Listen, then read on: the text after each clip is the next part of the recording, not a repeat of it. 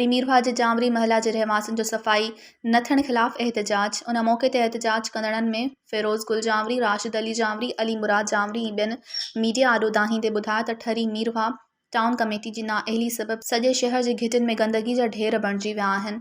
उन्हनि DC Khairpur मीरस SC मीरवा खे appeal कई आहे त टाउन ऑफिसर ख़िलाफ़ कार्रवाई करे ठरी मीरवा शहर जो सफ़ाई कराई वञे। सफ़ाई न थियण जी सूरत में एहतजाज जो दाइरो वधायो वेंदो। तव्हां ॾिसी सघो था असांजी मेन गलीअ जी हालत जेको आहे सो रस्तनि जी सफ़ाई आहे, गंदगी जा ढेर बणिजी विया आहिनि।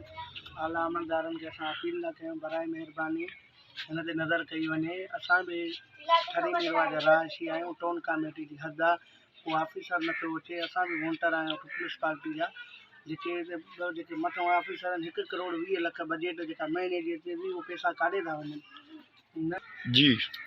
जीअं त ॿई ऑफिसर पाण में कज़न्स आहिनि। मज़ीद खबरों और तफसीलात के लिए विजिट करें हमारी वेबसाइट www.awamiNewsHD.com।